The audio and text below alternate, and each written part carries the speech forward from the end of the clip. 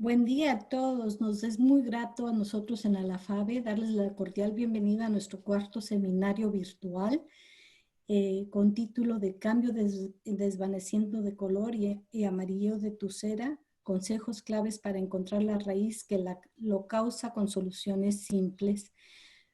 Patrocinado por French Color and Fragrance. French Color and Fragrance son unos miembros asociados de Alafave que han estado trabajando junto con nosotros ya por varios años para traerles lo mejor para la industria de velas. Les damos la cordial bienvenida a este seminario y nuestro interés en Alafave es, a pesar de los retos que hemos visto todos en nuestras industrias y nuestros países por el COVID, de seguir conectando a la industria de velas, seguirlos capacitando con lo último que hay en la industria, y si no nos pudimos juntar en persona este año, esperamos que de esta manera nos sentamos tantito más de cerca unos a los otros. Y esta mañana, como mencioné, French Color and Fragrance, miembros asociados de Alafave, están aquí para traerles las últimas noticias sobre soluciones simples para los problemas de color y desvaneciendo de color y el amarillo de tu cera. Me es grato presentar a Carolyn Jennings, que va a hacer favor de presentar a su equipo entero.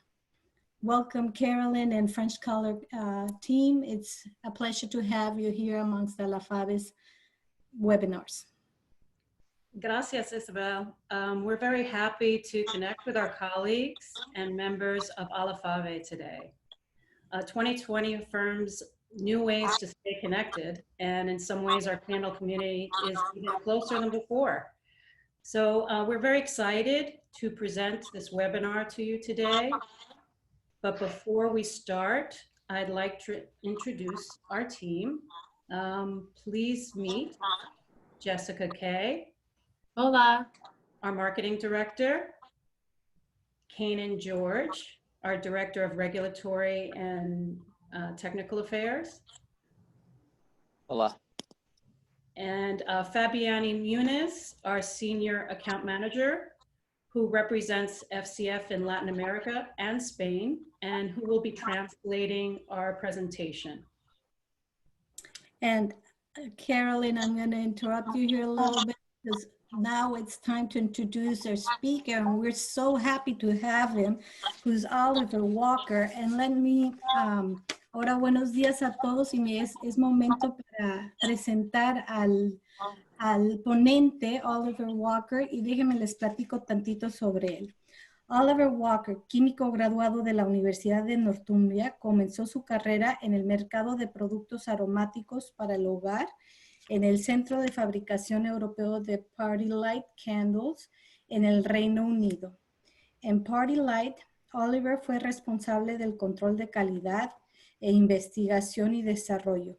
Sus tareas estaban encaminadas al desarrollo y prueba de productos, abastecimiento y selección de materias primas, desarrollo de mezclas de cera, procesos de fabricación y procedimientos de laboratorio. Durante este tiempo, Oliver trabajó extensamente con proveedores y colegas de la industria de toda Europa y el Norte de América. Oliver jugó un papel fundamental en el desarrollo de nuevos productos, construcción de paleta de colores y la estabilización de estos colorantes junto con su equipo. Oliver trabajó con sus proveedores y expertos de la industria para desarrollar nuevos procedimientos de prueba e identificar los mejores estabilizadores para cada producto, según la cera, la fragancia, el color y el tipo de vela. La combinación de fragancia y color fue una de las variables más importantes en la estabilidad del color y la comunicación entre tres proveedores diferentes: tinte, fragancia y estabilizador UV. Formó una gran parte del desafío, ya que las interacciones entre los tres componentes clave eran difíciles de entender. Luego de 8 años en Party Light, Oliver se unió al equipo de French Color y Fragrance en Europa Occidental, brindando soluciones efectivas desde donde Combina su experiencia en desarrollo de productos y estrategias comerciales y de mercadeo para fabricantes, no solo europeos, pero también en Asia y Estados Unidos. A todos los que nos escuchan el día de ahora, les decimos que Alafave les trae un webinar bilingüe. Entonces, ustedes tienen la opción de escuchar este webinar en inglés o en español. Si ustedes ven, ponen su cursor sobre la barra de herramientas, les da la opción de escoger en qué idioma lo quieren escuchar. Oliver Walker estará dando el webinar en inglés y Fabiani Muñiz, voz ya conocida entre los fabricantes de velas latinoamericanos, estará dando la traducción del mismo webinar en español. Las diapositivas estarán en español. Les deseamos que les sea muy grata esta presentación que les trae Alafave junto con French Colors a todos nuestros asociados y fabricantes de velas en Latinoamérica. Es un placer podernos unir por este medio. Gracias. Back to you, Carolyn, and your team. Thank you, Isabel. Would you like me to introduce the team again? No, I'm sorry about that. Okay. So Okay. Oliver, Or- take Oh, it. yes. Yeah, Oliver, I'll turn it over to Oliver, who actually was a former client turned colleague. So Oliver, would you like to begin? Yeah, gracias, Caroline. Gracias, Isabel. So, as Caroline mentioned, I spent a lot of time working on candle color development and quality control. So I'm really excited to cover the topic of color change and fade with you today. It was always one of the more challenging issues we faced when I worked at Party Light, and it's one that we consult on every day at FCF. My hope for today is to arm you with at least a better understanding of how to diagnose these types of problems with some typical symptoms that we will uncover with you now. So first, a little about us at French Color and Fragrance.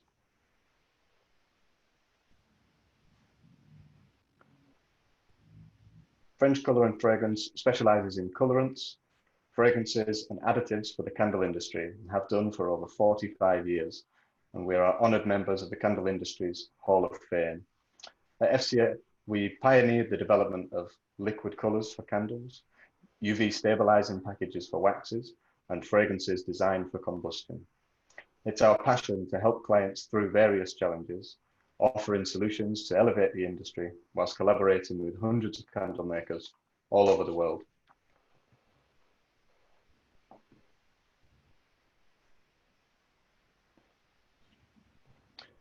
So when we look at color change in candles, we typically categorize them into three main categories. The three types of color change are color fade and lightening, color shifts, and the yellowing of uncolored waxes and candles. So color fade and lightening.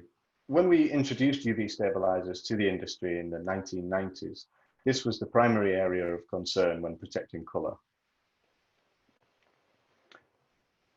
Color fade and lightening are typically caused by exposure, and that can either be to direct sunlight or to store lighting. So how can we tell if it's a classic fade issue?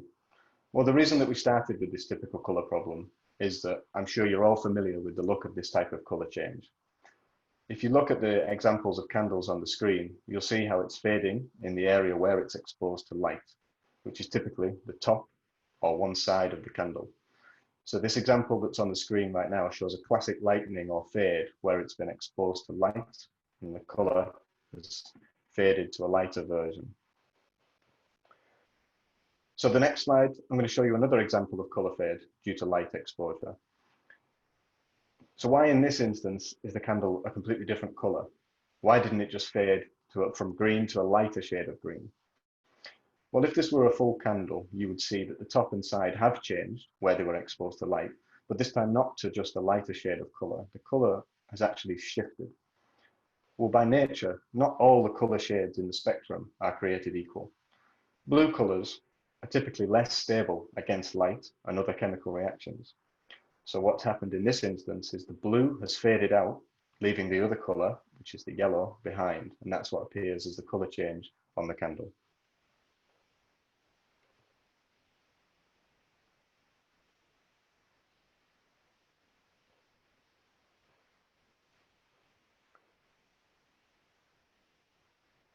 So how can we diagnose this type of problem? How can we tell if the problem is a typical classic color fade? So the first question to ask would be, is the candle fading when it's exposed to light, sunlight, or store light? One way you can tell this is you can cut the candle in half and find out if the fade is happening inside the candle, if the inside of the candle has changed color, or is it only on the outside? And thirdly, you need to ask whether the candle is shifting in color only where it's exposed to light, or is in other areas as well of the candle, maybe where it was facing away from the light, or as you mentioned there, inside the candle. So now I'm going to show you an example of a real life case study that I dealt with some years ago where this type of change happened. You can see on this candle that the top layer of the three colored candle faded to white when it was exposed to certain types of light. In this particular instance, the daylight, the sunlight, had very little effect, but fluorescent starlight completely degraded the light green. And what this reinforces is that additives for color protection need to be effective against multiple types of light, not just against daylight, D65 light, or against fluorescent lights. They need to be effective against multiple spectrums across the whole spectrum. So what about color changes, color shifts? Well, this is where we get into some of the more complex and the more fun stuff. True color shift is when a color goes into another color spectrum entirely and becomes what we would call a dirty off shade. This type of color shift doesn't usually look pretty. A telltale sign of this type of color shift is when it happens without the exposure to light, whether the candle is in a box or kept away from light. For example, did you ever open a box of candles in your warehouse and see that they've changed color? This is a classic indicator of color shift due to a chemical reaction, not from the light exposure. And this type of chemical reaction typically has three main causes. It can come from the interaction with the fragrance, it can come from the production methods, or it can come from interactions with the wax itself. So let's take a look at some color shift caused by fragrance. Fragrances can have a dramatic impact on colors in candles. Certain fragrance ingredients react with different color types and can cause chemical reactions which result in candles with different colors. On this slide, you can see some typical color changes that we would expect to see with various fragrance types and various colors. For example, the blue color of the fruity fragrance doesn't just fade to a lighter blue, it loses all its brightness and turns into a gray type of color. On the other hand, citrus fragrances, often made in green wax, tend to shift to a yellow color, whilst fresh or ozonic fragrances that start out in a bright blue shade can be susceptible to fade into a pale, washed out shade of blue instead. And you can see some other types of fragrances with typical colors that are associated with them and the changes that they can sometimes go through. Fragrance can also simply affect the candle by adding color value from the color of the fragrance itself, or the darken effect of fragrance over time.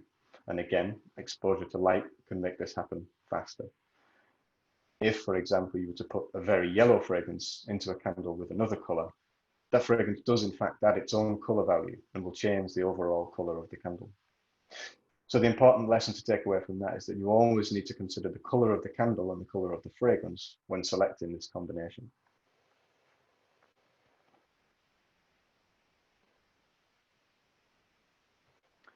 So the next type of color shift that we see comes from manufacturing processes and environments. So there are various reasons, various things that can cause color shift during manufacturing. The first and probably most common example is exposure to excessive heat or the presence of other elements that can cause thermal oxidation, which is a complex chemical reaction. It's a very common problem, and it can be fixed either through process, through the addition of additives to the wax, or through material selection. But we're going to get into some of the solutions later on in the presentation. So Without proper temperature controls, wax can sometimes be exposed to too much heat. This can be either being exposed to a very high temperature, way above the recommended temperature for that wax and fragrance combination, or just for holding the wax for a long time at temperatures that are slightly elevated. Either of these types of heat exposure can start the process of oxidation. And the oxidation process is chemically speaking, it's a classic chain reaction, which means that once it starts, it's a very hard process to stop, and it often speeds up as it goes along. So it's not recommended to leave your wax at high temperatures for extended periods of time. So the next subcategory of manufacturing issues is the types of machinery that various candle producers would use. Certain machines, like the slurry process, for example, whip air into the wax, exposing the wax to more oxygen. With that more exposure to oxygen, the candles can become more prone to the process of oxidation, just like we talked about above. Whilst this can be an excellent method for pouring candles, it needs to be considered when using additives or if you start experiencing colour change, because it can have its own impacts on the candles.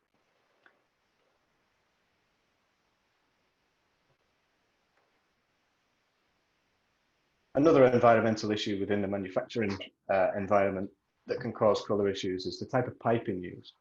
Copper or iron piping might be the best and most expensive option for in-home plumbing in bathrooms and kitchens, but when it comes to candles, it's definitely not desired. This type of metalwork can be the cause of some chemical reactions in wax. It's always recommended to use stainless steel pipes and tubes and manufacturing equipment. And finally, the storage of candles and wax. As most of you will be familiar with, most of Latin America is exposed to higher prolonged temperatures, and storage of wax can become an issue. With extended and long hot days throughout the summer, excessive heat can discolor or cause a chemical reaction in the wax, causing it to start the process of oxidation that we talked about above. And just to add a little bit to this section, once the candles are in storage, it becomes more difficult to identify this type of problem. So another type of color shift problems that we see is color shifts caused by the type of wax that might be chosen to make particular candles. When we make changes to wax or we use different waxes, which is something we're all familiar with doing, either the appearance of the color itself can be different, or the type of wax that you're using can make the color less chemically stable in the wax. This can also impact the fragrances as well. By their nature, natural waxes have less stability than typical fully refined paraffin waxes. And even within paraffin waxes, slack waxes and lower grade waxes are typically less stable than fully refined paraffin waxes, simply due to the impurities that are present in this type of wax. All of this must be taken into account when selecting waxes. Choosing a wax blend that's susceptible to color shift can create significant problems once it gets into production. And you can see here on the slide, just to talk through the slide here, you can see that the candle has changed from a brilliant blue color to a gray type off color that's caused by the type of wax. So again, I'm going to go through some real life examples of candles that maybe have changed color through various variations on the problems that I've just talked about above.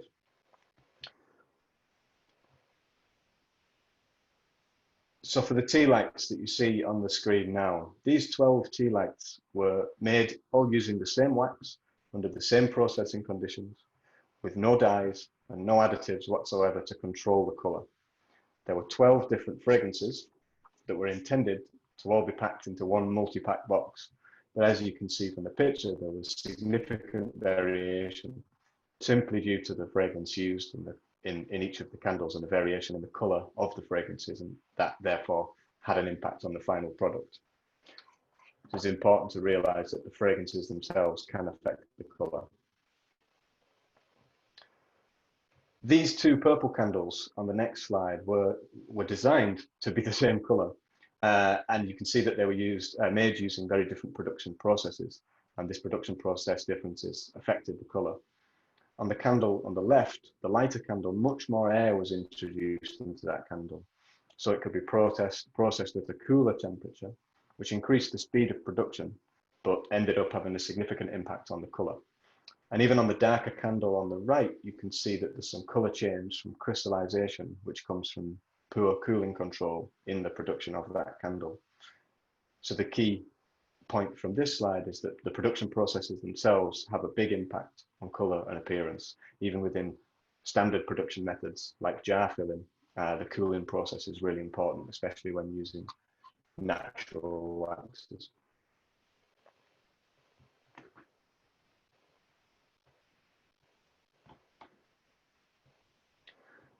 The next slide shows some samples of wax that are all from the same batch of wax. And you can see across these samples that there was a significant color change. Now, this batch of wax was kept on heat for too long, and the color shifted over time due to temperature-induced degradation. All these samples are from the same batch of wax, the same batch of fragrance, simply from different times over a 48-hour period. And just to add to this point here, there was no exposure to light, there was no production. This was done in the melted wax before even the production process started. So this was purely due to the heat that this wax was exposed to. And you can see that the color got lighter and lighter and lighter over time as the color broke down due to the heat.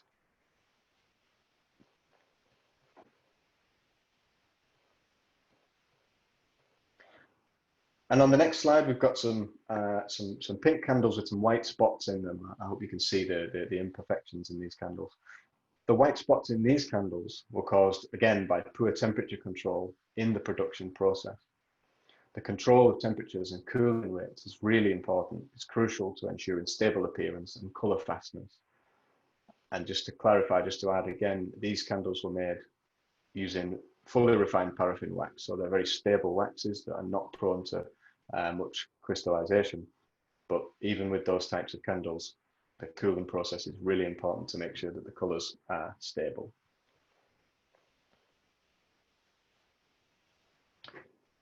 This next example shows some candles that were packed into boxes, and then only after 2 or 3 days after packaging these candles were they opened up, and you can see that there's some white residue that's formed on all of the candles there. At the production line, as these candles were being made and packed into the boxes, the candles were perfect. The issue only manifested after some time, in this case, around about 72 hours. And what it turned out was that this color, fragrance, and additive combination was just unstable over time, especially once packed into boxes on a pallet. We ended up having to modify the composition of the candles and use a different additive and color combination to stop this issue from happening again, because we weren't able to compromise on the fragrance. And this is an example which just shows how key the interaction of all 3 components is when it comes to color stability. It's not always a one-size-fits-all solution, and the 3 ingredients interact in ways that can't necessarily be predicted. So it shows that we need to take that into account.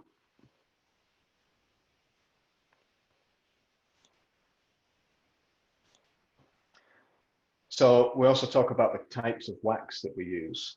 These 2 tea light candles were made with the same fragrance, no dyes, and no additives to control the color, but from 2 different wax blends. And you can see, note please, the difference in the color and the surface appearance of these candles.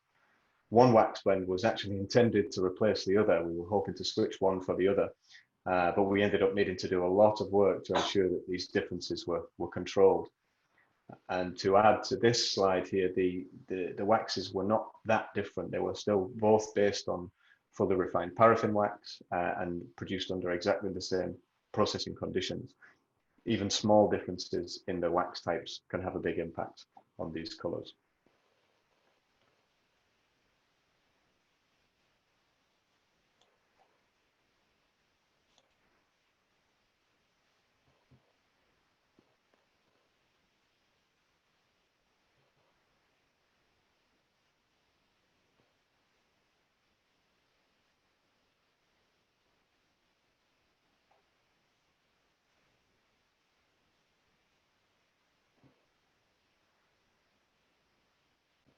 So on this next slide here, we've got some candles that show very serious colour and appearance related issues.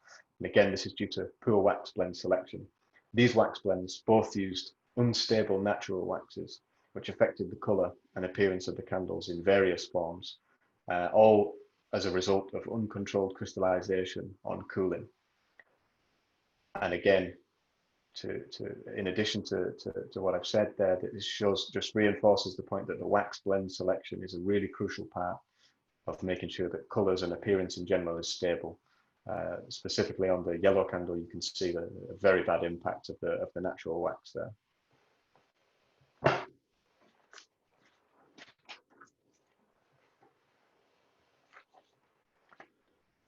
So colour change, it doesn't just affect coloured candles.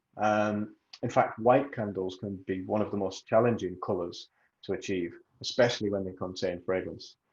So let's get into some of the various causes that might make candles turn yellow that are supposed to be white.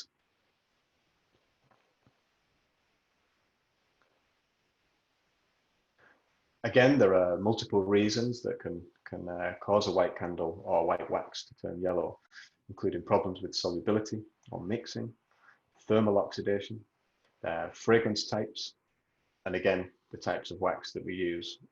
All of these variables can impact the white waxes and have an impact on the color of them. The slide that you see in front of you now shows a mixing issue, a solubility issue with the fragrance. So fragrance can quite easily settle out at the bottom of a candle if it doesn't completely bind with the wax, causing a yellowish discoloration like you see on these candles here. And it's focused towards the bottom of the candle, because that's where the fragrance has not binded very well to the wax.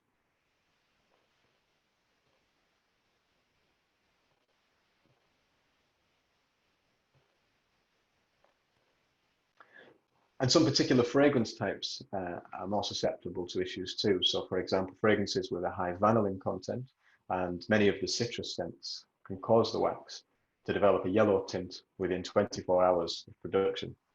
Even fragrances with a small amount of vanillin and some floral scents can cause a gradual yellowing over time.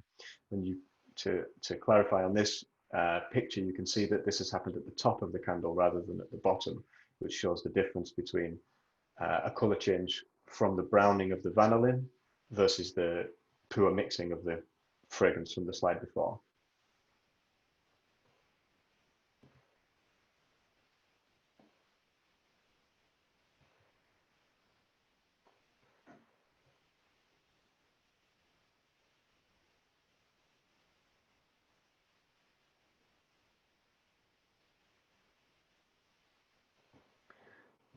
So there's also oxidation through heat, again, something that we've touched on before. So white wax can turn yellow due to overheating or prolonged exposure to heat.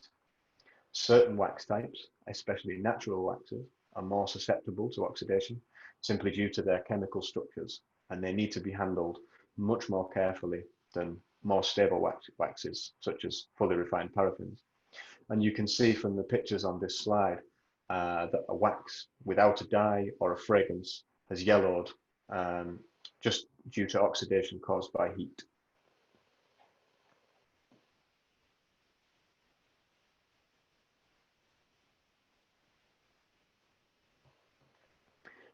And this slide here shows 3 different types of wax which have naturally different shades. On the left, we've got the more translucent, shiny white through to the creamier yellow wax in the middle, to a matte white on the right. And these colors are inherent to the wax itself. So when working with different waxes, the natural color of the wax must be taken into account. And to add the middle candle here, that's a creamier yellow, this is something that we typically see more often with natural waxes. And the white, the glossy and the matte whites typically come from the paraffin waxes.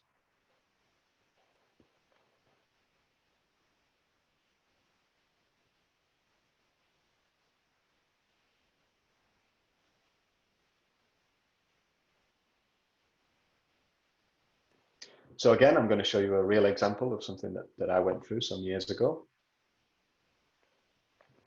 So in this instance, the wrong additive was used in this particular batch of wax. The additive that we were using to stabilize the color was designed for paraffin waxes, and these candles, these samples were made using natural wax. So the additive was not effective in this wax blend, and the color shifted to a dirty yellow after around about 24 hours. So again, this just goes to show that the selection of the correct additive for a particular wax blend is just as important as any other step in the process.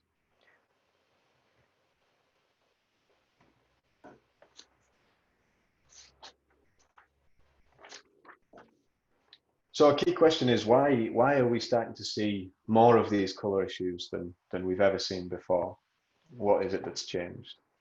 Well, there's a number of reasons. There's a variety of reasons why these types of problems are becoming more and more common these days. So just to name a few, there is new ways of manufacturing. For example, as we talked about before, the slurry or the scrape process. It's a great way to produce candles quickly and effectively. But as we saw earlier, the introduction of the air to the candle and to the wax blend can have an impact on the color. Candle makers across the world have developed new production methods in recent years, which have brought with them some new challenges. Even though they may be great methods of production, they have their own challenges that they bring with them. Another key point is the increased fragrance usages in candles in general. Consumer preferences have changed, the market has evolved over the years, and there is certainly an increased demand for giftable, high-end products that require more and more fragrance, more and more complex ingredients and combinations. Another key issue that we are all dealing with as candle makers is the availability of waxes. As everybody's familiar with, supply has changed over recent years as there are less and less refineries that are producing the types of waxes that that candle manufacturers typically use. So this leads to sourcing issues, availability issues, and quality issues, and leads us all to search for alternate waxes, natural waxes, lower grade paraffin waxes. And again, they all bring with them their own unique challenges that have to be taken into account. Another factor that's impacting this sort of thing is the change of store lights. So lighting in stores has changed over the years, specifically with the introduction of new LED lighting, which is great for the environment, low energy usage bulbs. But what we've found is that some of these lighting methods that are used in stores are much more aggressive on color shift and stability. And a final point is that industry standards have changed across the entire candle industry, from consumers being much more educated about the products that they're buying, their expectations are rising, and they simply want better performance and appearance of their products. They're less tolerant of color changes or appearance issues that they might see in the candles. And at the same time, retailer standards have changed as well. A lot of retailers have introduced new requirements about the performance and the appearance of their candles and products in general, which has made quality control and stability a really important piece of the puzzle. And finally, regulatory standards. Regulatory standards in all of the regions in the world have changed a lot over the past years. And that has impacted the availability of a lot of raw materials in fragrances, in colors, in additives. And that can cause some changes. Some of the materials can be less effective than others. And this is a global issue that we're all facing.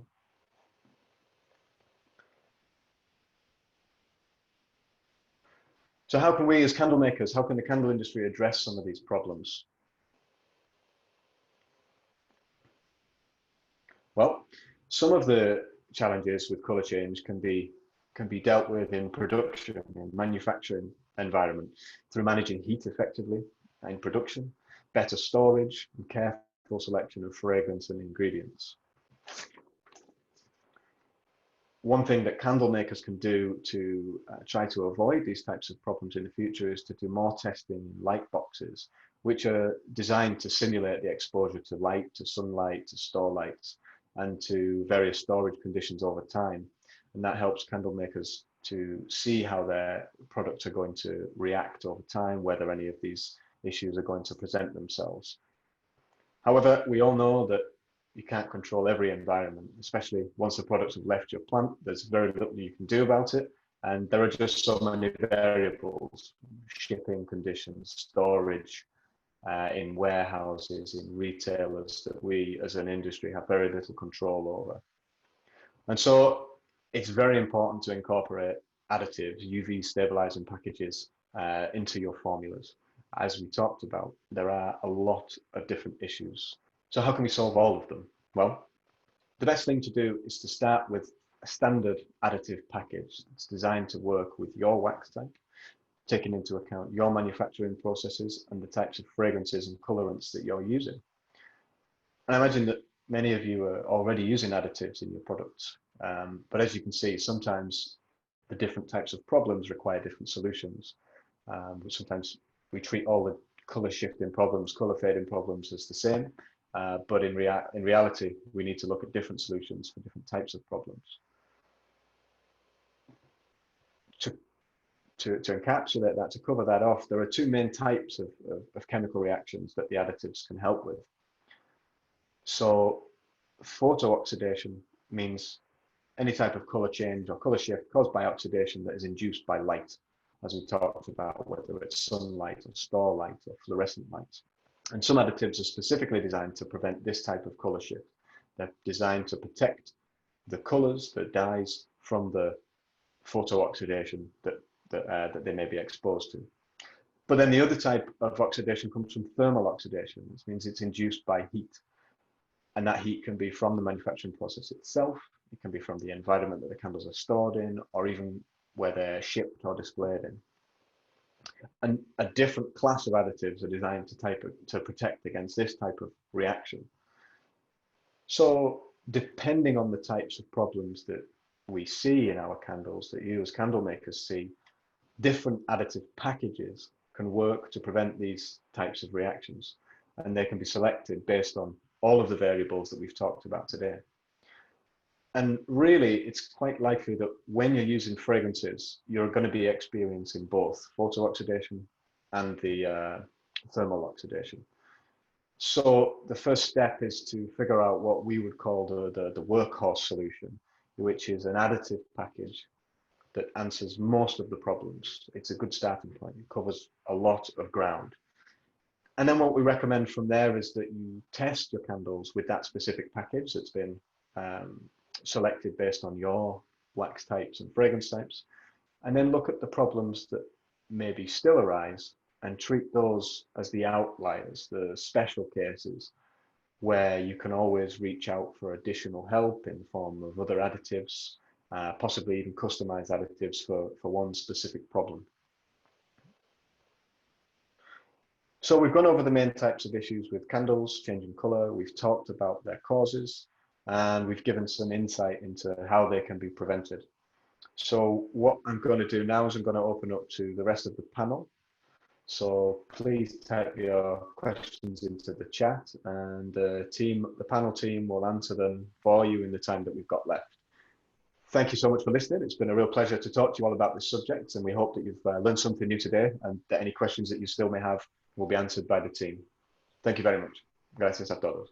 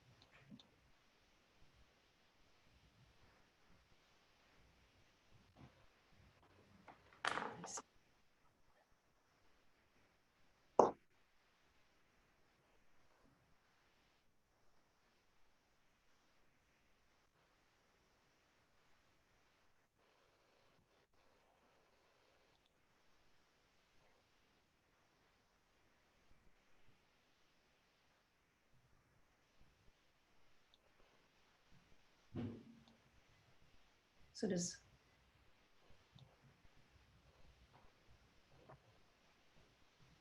So I can read off the first question in English, in Spanish. It's from Juan Escobar, and it says, las motas de algodón son por alta o baja temperatura o diferentes temperaturas en la producción de la vela. so I could start this, and then Kanan, do you want to finish answering the question? Sure. Okay. Yeah, temperature, as you see, is a big theme in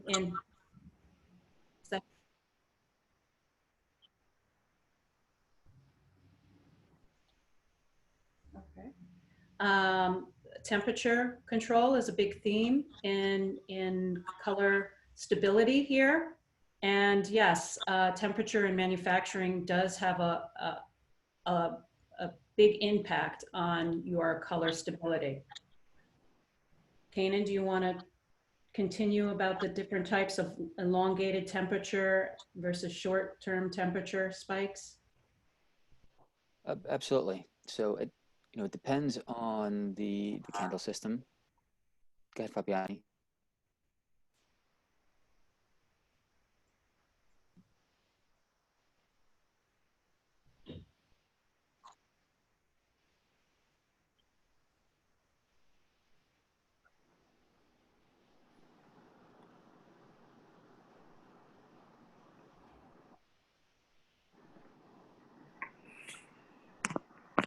I could go ahead and read the second question in English, and then Fabiani, if you want to translate. I don't think we finished the first question. Oh,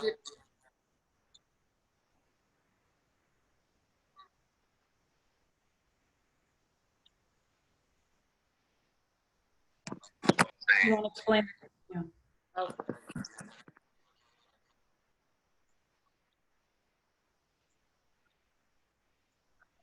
Okay, great.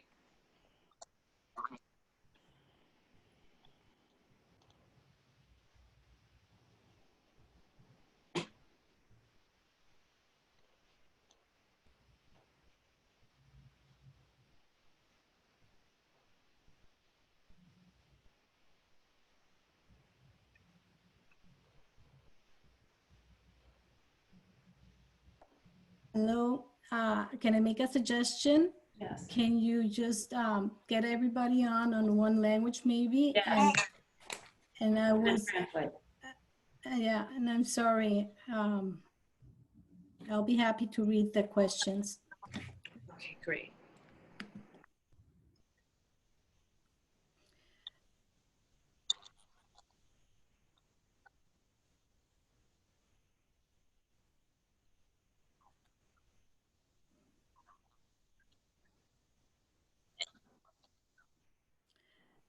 Right. So in that particular scenario, you will have that. That's actually the air that's trapped within the candle. And you can minimize that by not having a very high temperature. So if you start up with a very high temperature and then you allow your candle to cool slowly, you will get bigger spaces in the wax, which means you'll have more of those white specks. So if you don't heat, go ahead. Fabiani, I'm sorry, I apologize. I had some issue with the audio, and I suggest you as a team that you come all on screen now. We do the stop sharing, and that way we can have a better communicating forum and everybody can ask the questions, and I'll be happy to help you out. Great. Okay, so les agradecemos a todos por hacernos llegar ya sus preguntas en el chat de la barra de herramientas, de preguntas y respuestas. Les ofrezco una disculpa, tuve problemas con el audio yo de parte acá, pero gracias al equipo de French por atender también a la membresía. Y la primera pregunta que tenemos es del señor Juan Escobar, que menciona las motas de algodón son por alta o baja temperatura o diferentes temperaturas en la producción de la vela. Y Carolyn y junto con Kanan van a hacer favor de de responder a estas preguntas. Ustedes tienen en la pantalla al equipo French ahorita que están dispuestos a responder todas las preguntas de aquellos que nos las están haciendo llegar. Y les recordamos que tenemos inglés y español. Entonces, ustedes pueden escoger el canal en donde gusta.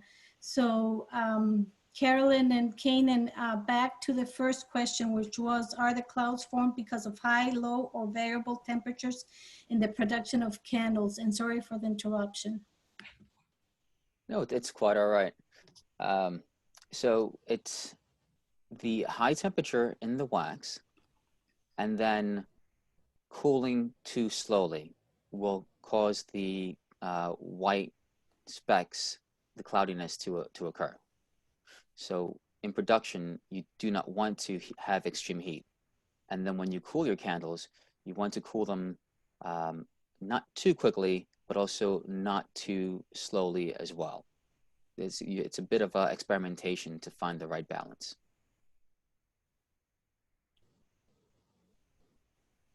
Ellos ya te están escuchando en el de español, pero si gustas traducir, yo digo que lo traduzcas ahí directamente, Fabiani, ¿sí?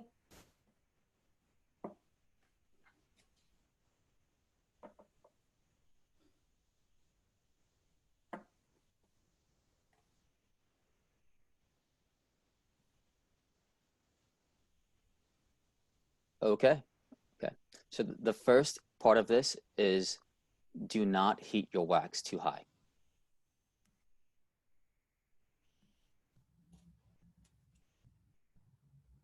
And then when you cool the wax, you have to experiment. It cannot be too slowly because the longer it takes to cool, the more white specks there will be.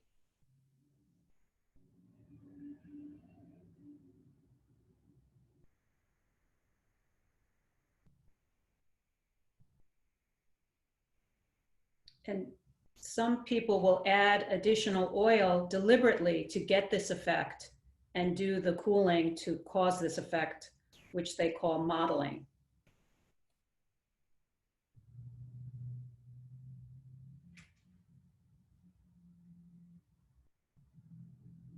Okay, thank you.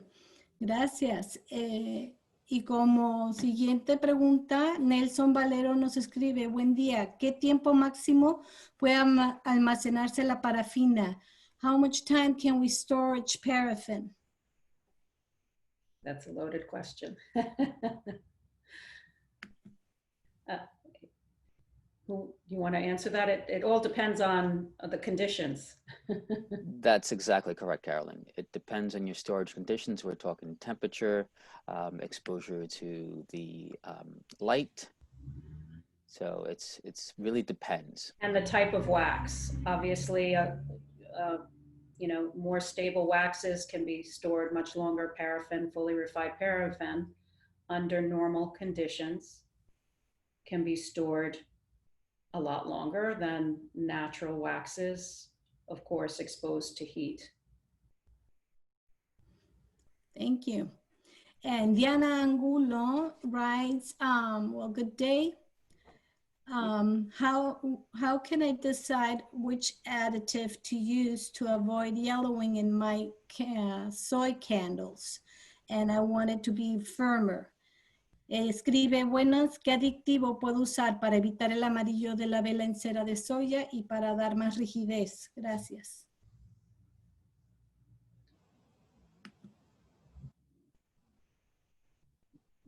It sounds like there are two parts to that question. So the first part is the yellowing, yes? Yes. Okay, so with the yellowing, it's going to, again, look back to what Oliver mentioned. Is this happening with a certain type of light? Is this happening during storage? Or is this happening when the temperature is elevated? Because each one of those, go ahead, Fabiani.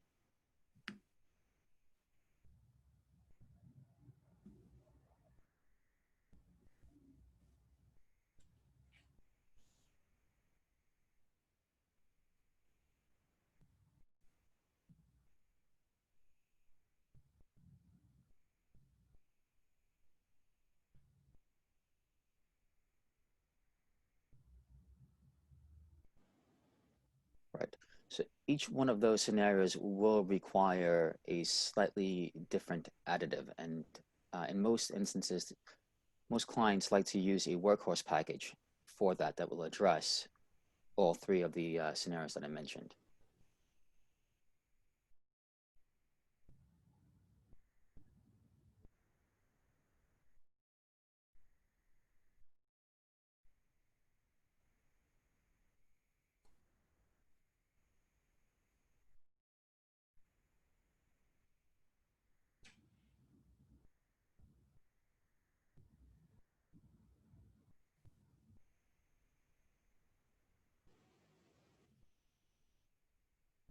I think that was it.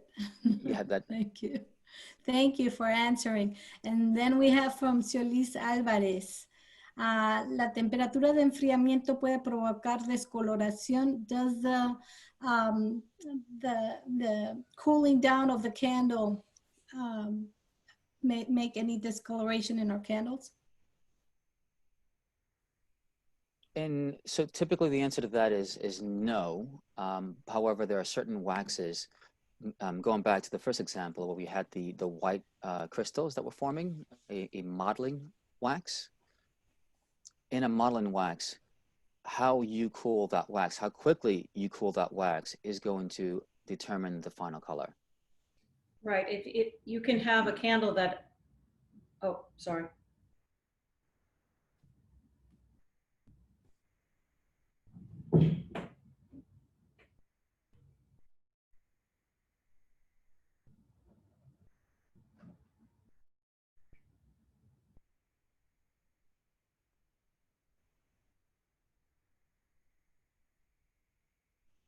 Yeah, I was going to add that when you have an extreme case of that, it can actually not look like white spots. It can look like a lighter, just a truly lighter version of the color.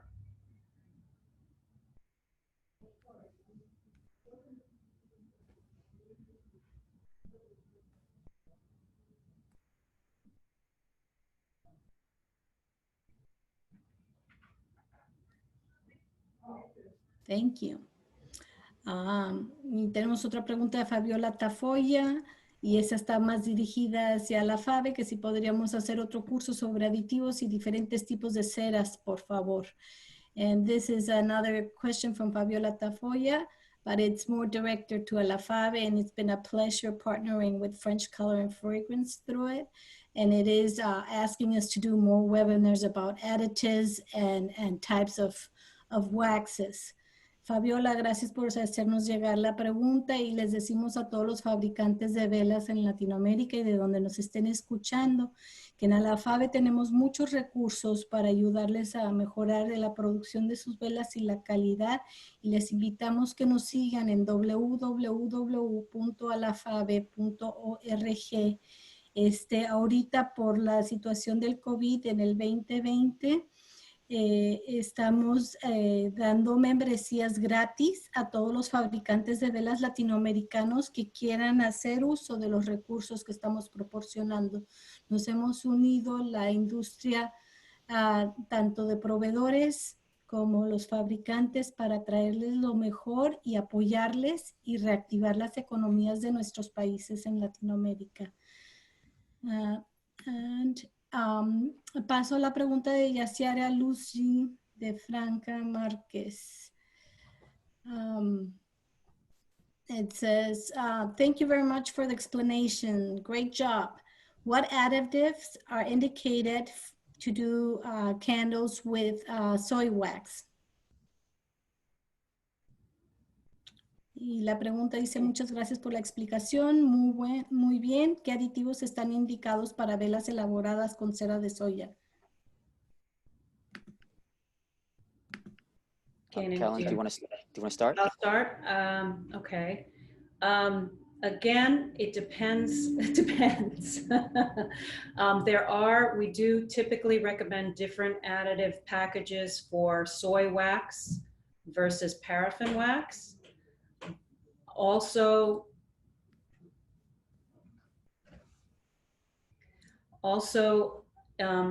with the introduction of the type of fragrance, sometimes another additive package might be included in addition to a regular stabilizer.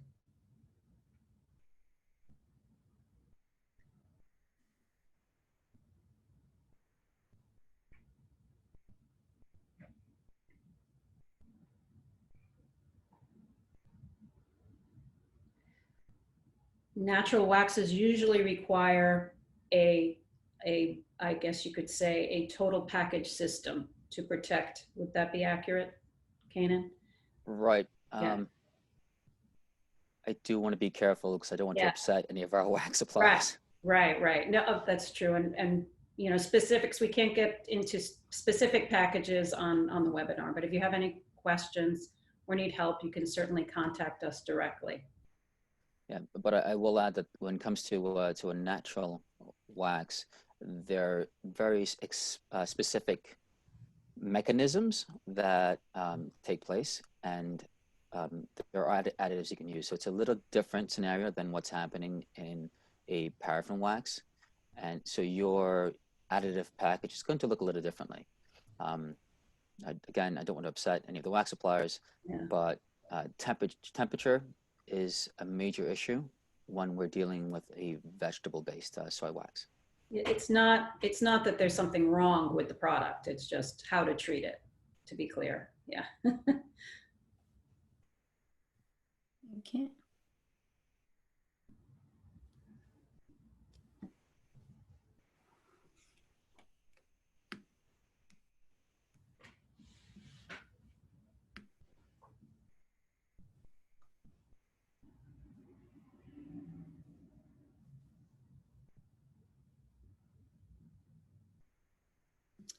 Thank you. And here's another question which is directed to French, and I suggest if you can in questions and answers that you do us the favor so that all attendees can write down where to contact you in case they want to go into more detail on answering the questions there. And here the question is from Patricia Gonzalez, and she asks, hello, we as manufacturers use Unisorb French. What is the best suggested quantity to use?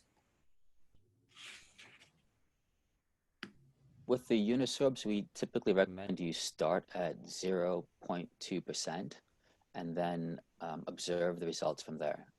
In most cases, you might have to use less. In a few cases, you might have to use more. Thank you. Kanan, while Fabiani finishes translating, I suggest you can answer there at the panel. You can put your, so that the attendees can see your contact information in case they have more technical questions, that they can reach out to you directly. And thank you for that answer. Also,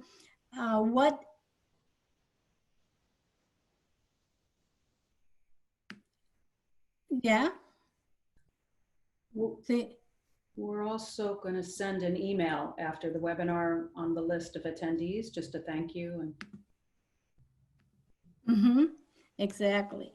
So, and para todos los que nos están escuchando, I mean, I'm going to just go and continue in English here. From what I understand, Fabiani is going to be translating me on the other side too. So that's going to make it a little bit better, the flowing. Here we go. Okay. So, and I thank you for your flexibility and for putting up with us in this bilingual webinar, which is very enriching for the whole candle industry. So we have another question coming from Sir Liz Alvarez. What factors influence the color migration? Good question. Color migration typically happens to depend on the oil content of your wax.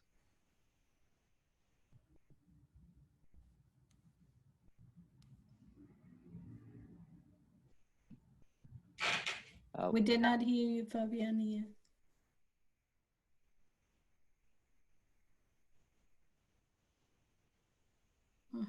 Okay, because there's a second part, Fabiani. I was going to say, are you going to say about the fragrance? Yeah. But you can add, you can go ahead if you like. No, you go ahead and then I'll add it. The fragrance as well. So it's the oil content inherent in the wax, and then add in the fragrances.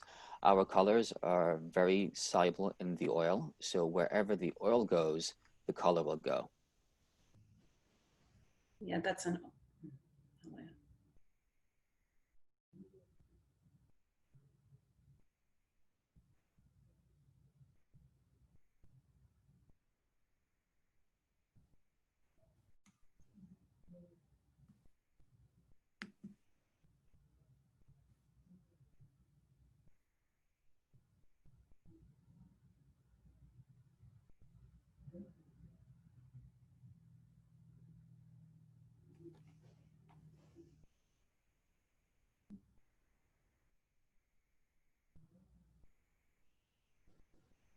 Right, and oftentimes there's the misconception that the dye is leaking out of the candle, but it's actually the oils and the dye traveling with it, which is what Kanan said.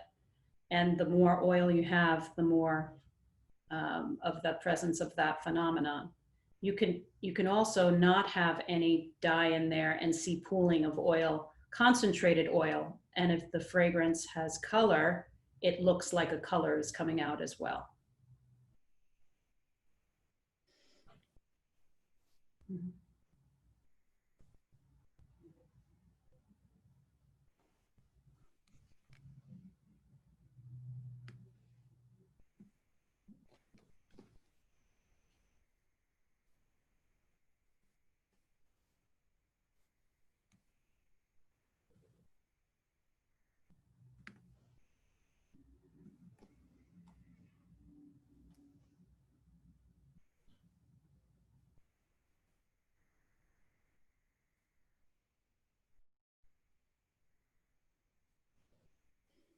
Can I add one more part? Sorry, I can't help myself. And typically a solution to the migration is an additive to the wax to bind the wax so that you slow the migration down.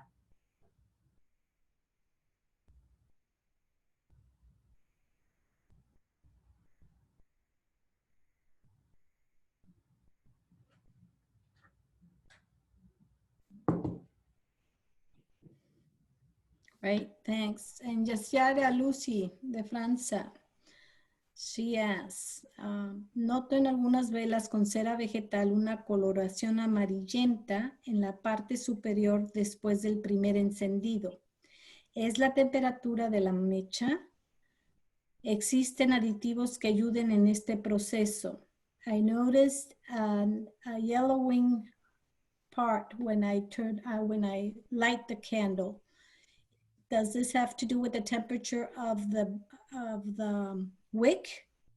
Is there any additive that I can add for this process so that it doesn't yellow? Kanan? That's a very good question. Can be.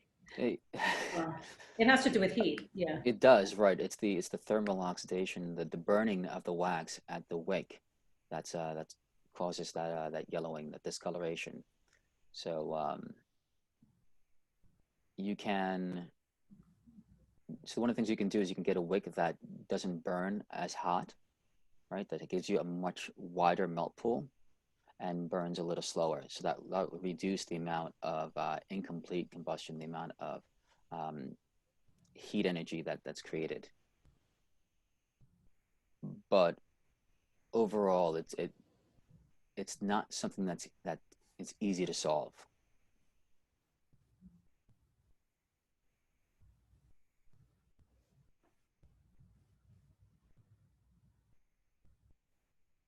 However, yeah, okay, yeah, we'll move on. Okay, and Patricia Gonzalez is asking directly, is there any other suggested additive? And I think that goes back to her first question. Yeah. There are myriad of additives that, depending on the issues you're having, and perhaps that's a direct discussion on your particular issues, because there's so many different things that could be going on. Yeah. And again, anybody that wants to reach out to French after the webinar and we'll be sending out, you're welcome to do that. And we invite everybody to check out also the member directory. Y les recordamos a todos los que nos escuchan el día de ahora que pueden dirigir sus preguntas directamente también a French Color and Fragrance. Este mismo cuestionario que han estado llenando, haciendo llegar las preguntas, se les hará llegar a ellos mismos van a atender sus preguntas y también les invitamos a que se conecten vía Alafave en nuestra página www.alafave.org y que nos sigan en nuestro canal de YouTube en donde vamos a estar volviendo a mostrar el webinar. So we have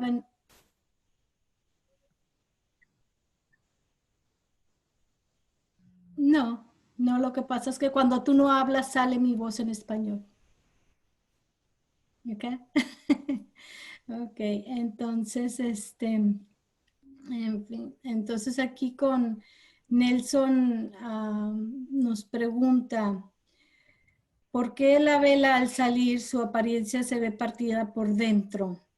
So Nelson is asking why once the candle is being produced, it looks like if it would be broken inside or cracked inside.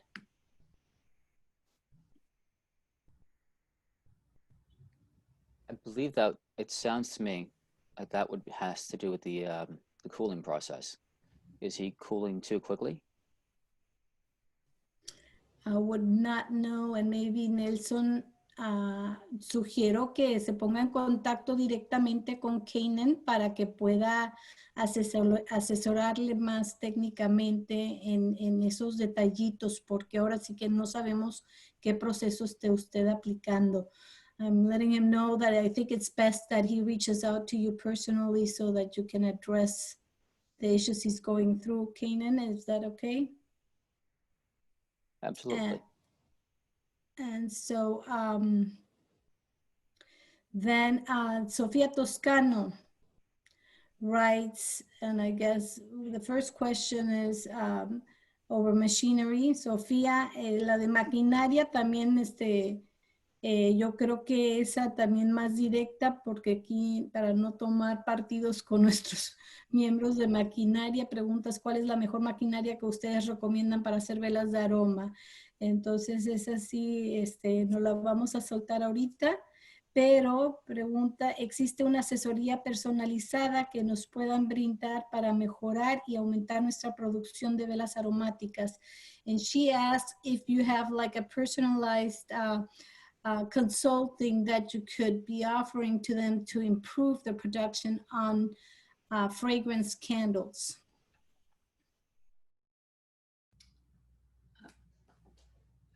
Depends on what what it is that they're looking to do. I mean, we're a manufacturer of fragrance, color, and additives. So if there's something that we can help in that way, we're happy to help the industry in any way we can.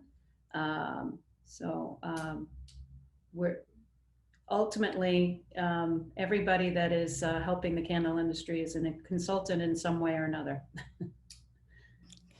Thank you. That's it.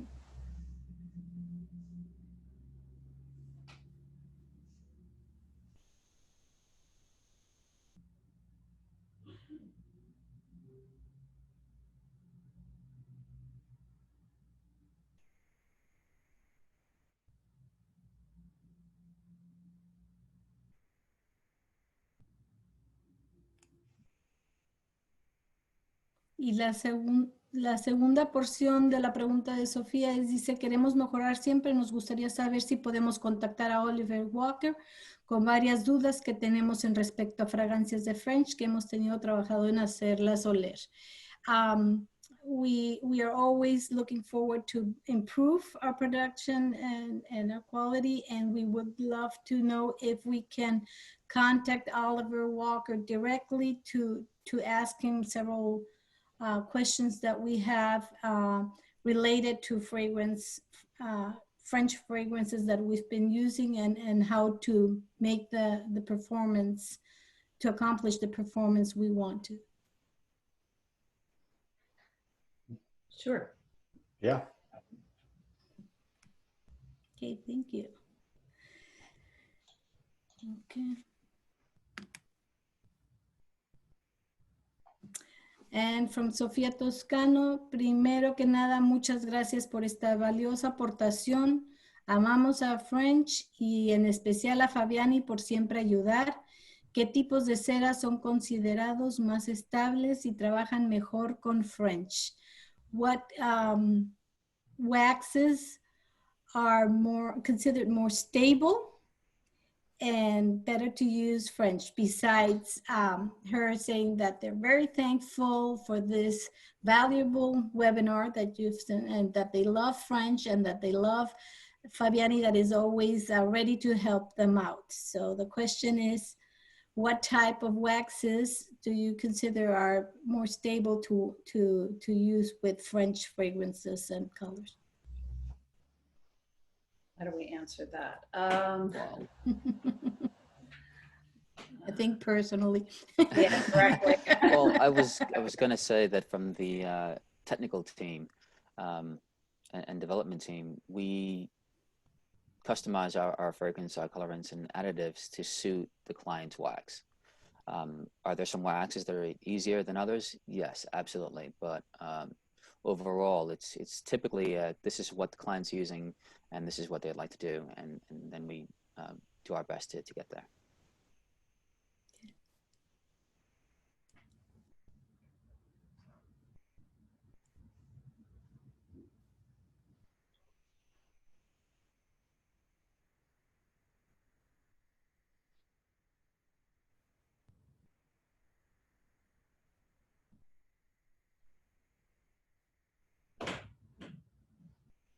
And maybe I should say that the more refined the wax is, whether it's a natural wax or a synthetic wax, the better it will be for you.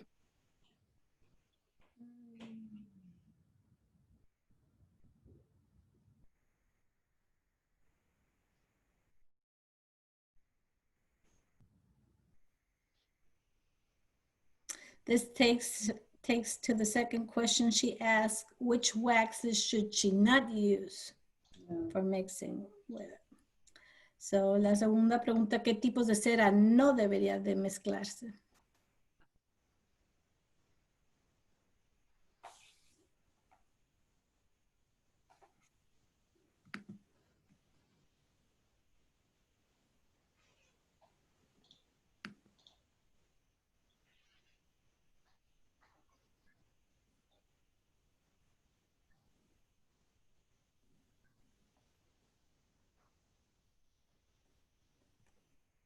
Correct.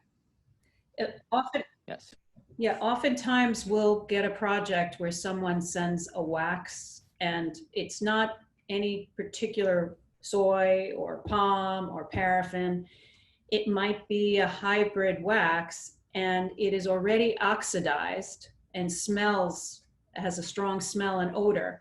If you're and if the wax itself is not stable, it's very difficult to cure it with fragrance. At that point, the fragrance becomes a masking agent and not an effective part of the candle. So you have to start with a very good base.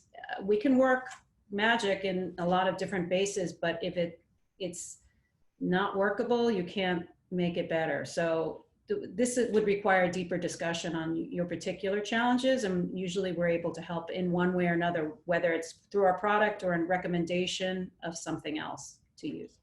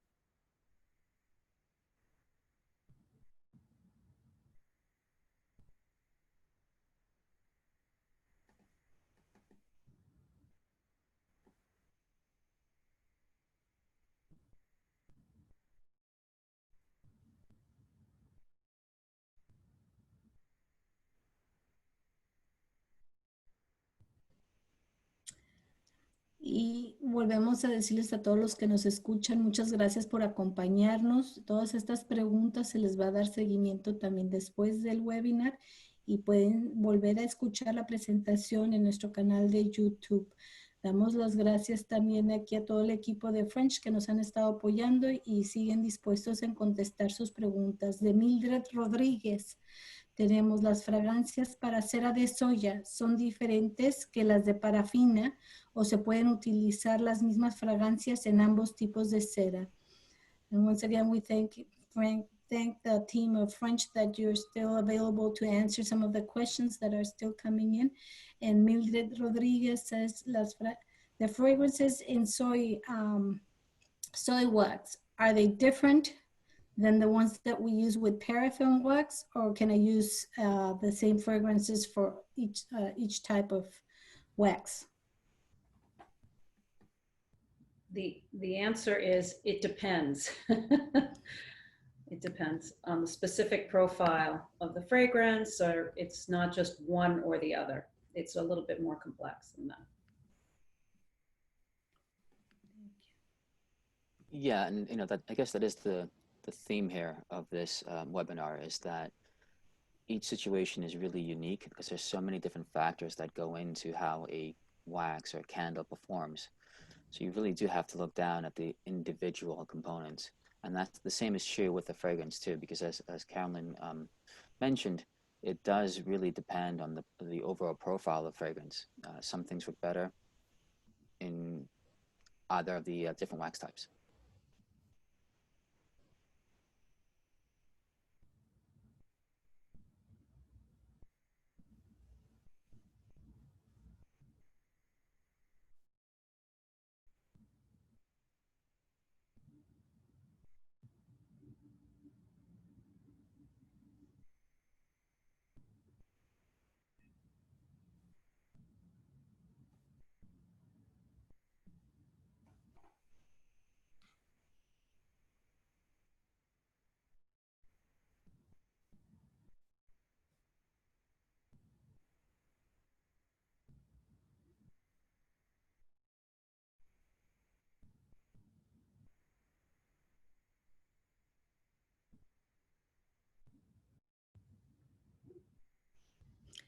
And from Nancy Morales, she greets you and also says that when she's using paraffin candles, and well, she elaborates paraffin candles or palm wax or stearic acid for doing them.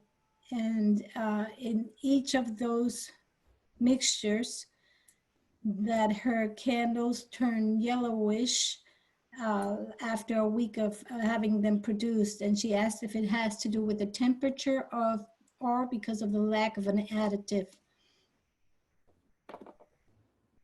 Probably, you can answer that, Kanan, yeah. Yeah, it's going to be the need of an additive, but because you have the palm stearic within the wax, again, it's going to be more sensitive to high heat. So reducing the temperature that you process and using an additive will definitely help you mitigate those issues.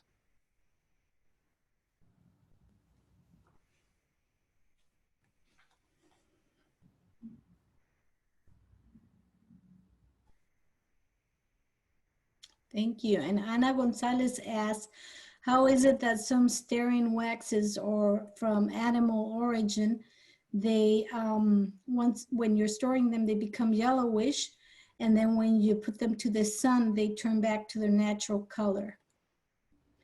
Y Ana González pregunta qué se debe que algunas esterinas de origen animal presentan oxidación amarillenta al estar almacenadas a la sombra y al colocarlas a luz solar tienden a volver a su color natural.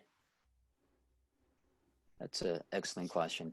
Mm-hmm. So what's happening there is during storage, you have the wax. It is oxidizing the chemical process where it's changing, and what it's changing into creates these yellow we call them color bodies.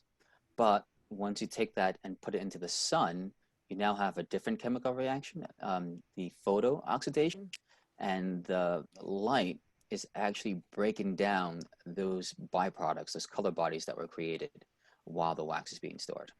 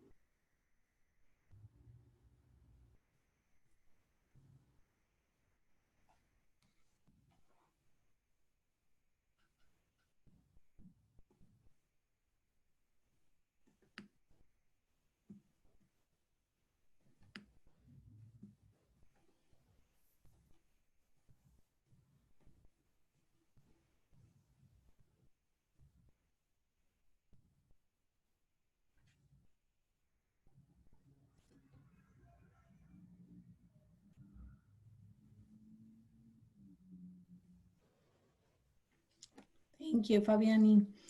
And Yaciara Lucy de Francia, sí, pregunta, ¿las bases solventes de FO son importantes para un buen desempeño olfativo? IPM-DOA, flatlato, lato. Okay. And Yaciara asks, are the solvent bases of FOs important for a good performance when it comes to fragrances? And she's referring to IPM, DOA, and you, Fabiani, can say that word flatlato or whatever. Could that be? It's not a phthalate. Just yeah, we don't use probably those. talato. Yeah. Mhm. Well, that last one is easy because we don't use those.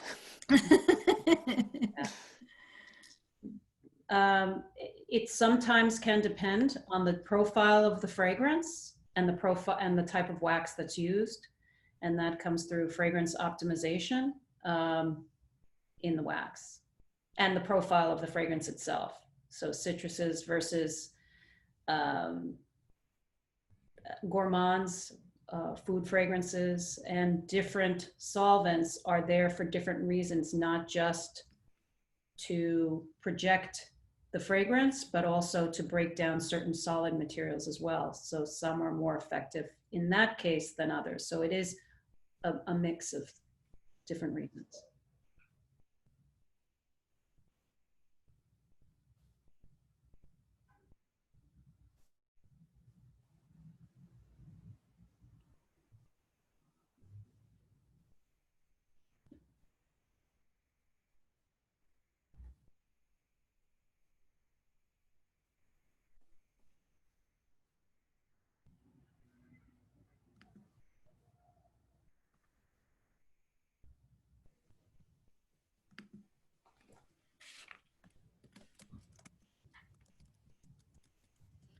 Well, we're coming close to our end. We still have one question here from Raul Picado, and he asked, a common question that I get frequently is, what is the recommended percentage of fragrance for a 3.5-inch glass? I am assuming, yeah. And you can translate into Spanish, Fabiani, if you want there while you.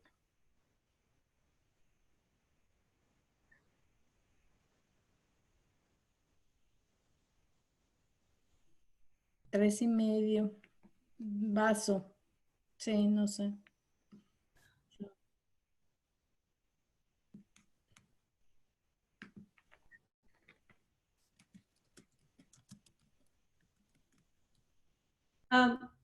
Technically also, if you have a smaller surface area, you have less, you need more fragrance to expand. If you have a larger surface area, more fragrance is projected into the air. I mean, that could have some bearing, but it really depends on the wax too.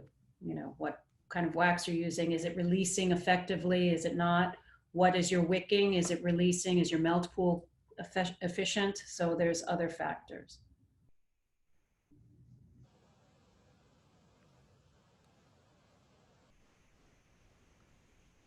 Correct. Like how big a melt pool is it wicked properly?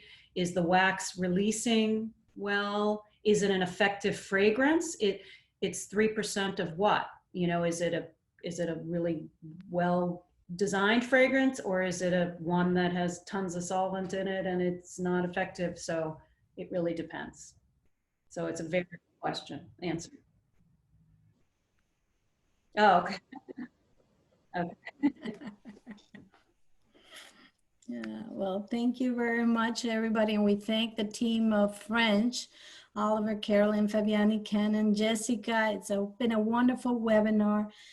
We still have people asking other questions that are more related towards Alafave. And I can tell everybody, I mean, they ask if we do any certification courses. No, but we do think it is a great opportunity for you to become a member in Alafave and just come and be part of it, because our supplier associates that belong to Alafave, they're always ready to help you out to improve the quality of your candle.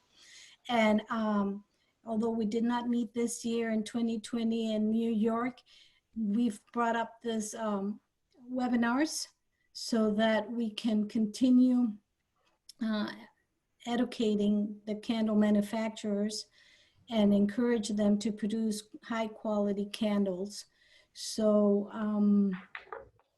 please join us. And also because this question is directly in English, we have our sister association in the United States, which is the NCA and Alafave, and they are also working to help out the candle manufacturers in the United States. And every 3 years, Alafave comes together with our sister associations in Europe and with a sister in the United States. And we have a World Candle Congress where you meet many of our associate members that are always willing to help you out with questions that you may have. So on behalf of Alafave, we do thank all our audience. And I'm gonna just say this in Spanish too. But before I go there, we have one more question from Ana Gonzalez, which says, does there exist a particular way to know if the oxidation is related to the paraffin, or that it's gonna show any photo oxidation or thermal oxidation to anticipate the oxidation? I don't know. Without making a lot of testing and monitoring it throughout long time, how can we anticipate if any oxidation is gonna happen?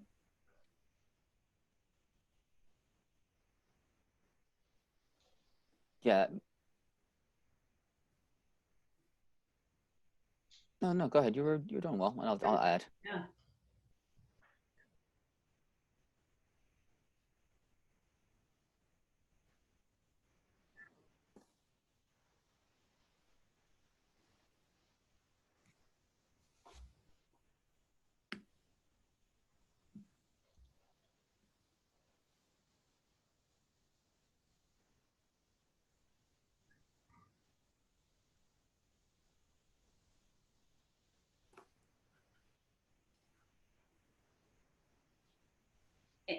I'd like to add, any candle should have some sort of additive package in it. That's the important starting point. Right, those are excellent points. You definitely, a good workhorse typically has a additive that will take care of the photo oxidation, an additive that will handle the thermal oxidation, because those are different mechanisms, and there is no substitute for a test. It just isn't, because there are so many variables when you add the fragrance to the different wax blends to the colorants. So, but and you have no control once it leaves your facility. So whatever happens there, it's not just you producing a perfect candle.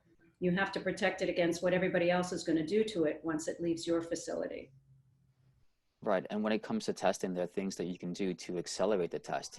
We need to wait a full week to see a color change. You can do, just to give an example with the thermal oxidation, you can heat it to extremes on a small scale and see if there's any color change.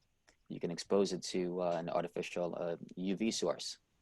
Or if you're in a climate that has really intense, beautiful sunshine, put it outside for a couple hours around noon.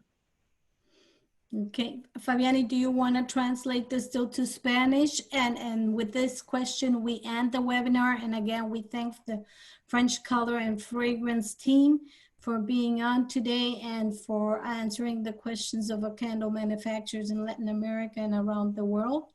And please, if Jessica, you would be so kind in letting them know where they can reach out French Fragrance and Color directly. Would appreciate that too. Want to just state it now, or? Yeah. Sure. We're going to send out an email with the contact information. So if you guys have any other questions that are personal or you want to learn more, you'll have that via email, either end of day today or early tomorrow. Great. So we thank you all for participating. And Fabiani, I still leave you with the translation. And thank you everybody for being on today. Thank you.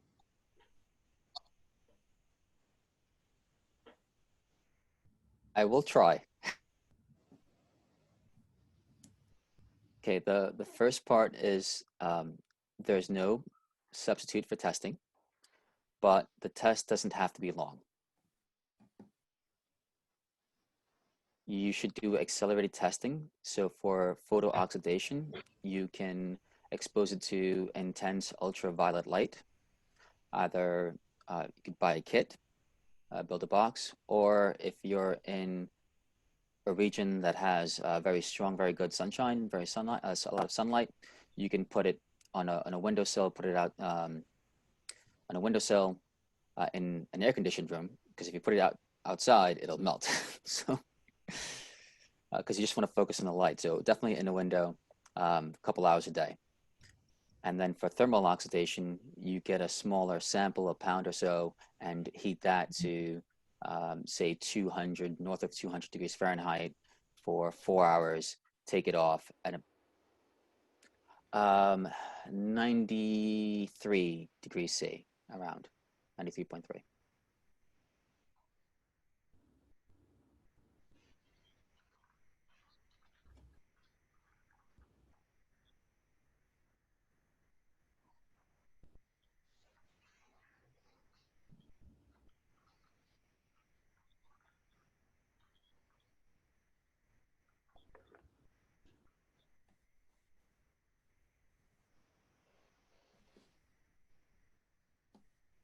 Thank you, everybody. Have a nice morning still, an evening. Evening for the ones in Europe. Take care. Thanks. Everybody. Gracias a todos por Sí, los que nos gracias. acompañaron. Hasta luego. Gracias. Gracias a Thank you.